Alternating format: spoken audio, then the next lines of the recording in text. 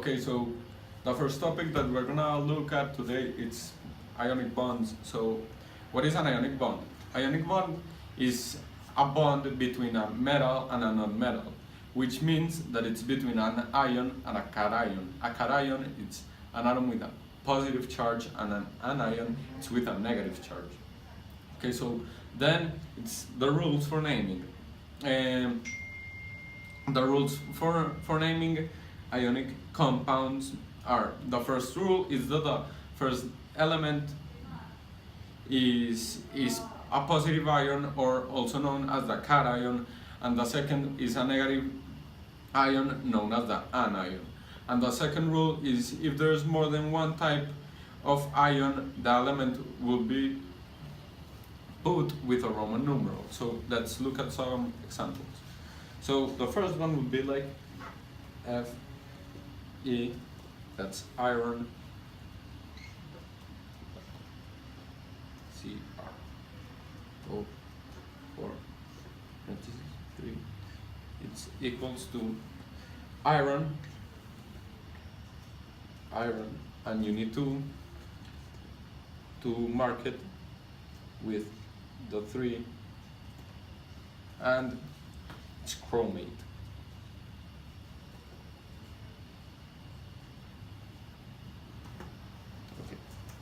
Okay. The second example is Li2O, and this is equals to lithium oxide.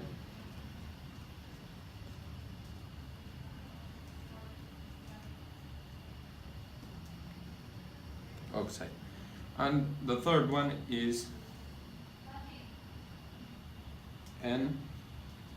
NH4 3, a parenthesis 3, and it's ammonium phosphide, and this is ammonium phosphide. Okay, so let's erase this. And then it's the rules for writing the formulas of ionic compounds. So the first rule is that the charges on the cation becomes the substrate of the anion.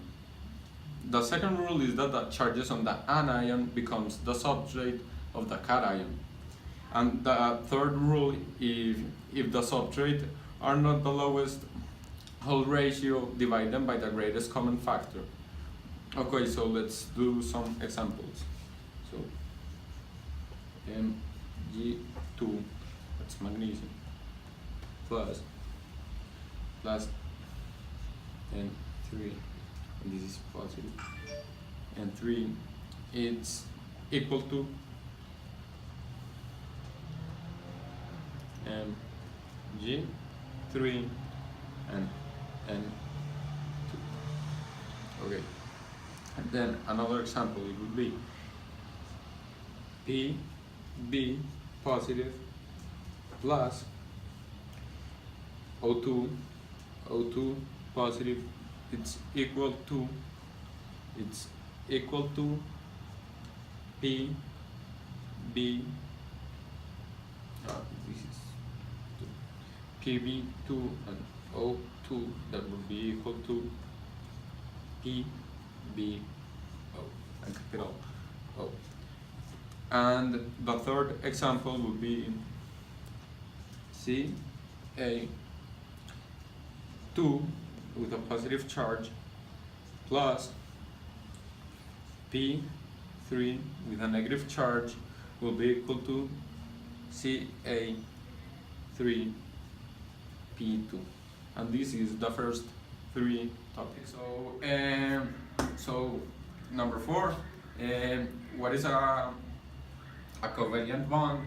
So a covalent bond is when there is a non-metal and a non-metal together. So that's what a covalent bond is. So the rules for naming a covalent bond.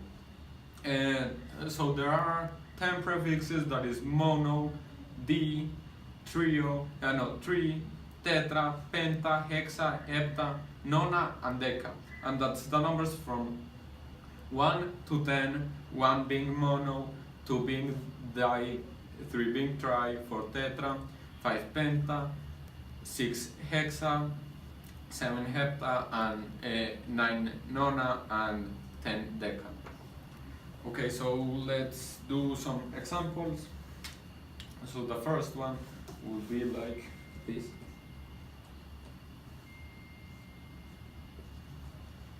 Three, and that's equal to phosphorus,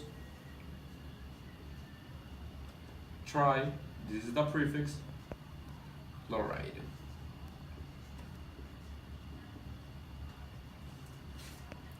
Trichloride. And another example would be like S8, it's equal to sulfur. Okay, and number 6 would be rules for writing covalent compounds. So there are 5 rules. The first one would be elements with a lower group number goes first. The second, if in the same group the greater period number is first. The third one is the second element in an anion is IDE, so you change the last part. The Greek prefixes determine the number. That's number 4, and number 5 is that there's no mono, the being one in the first one, in the first element you write. Okay, so let's do some examples.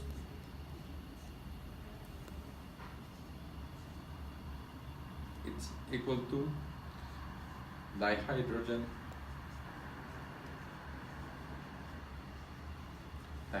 monoxide.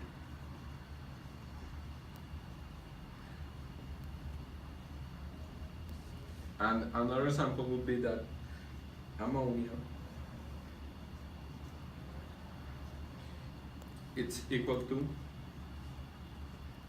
NH3. Okay, that's the 2 examples.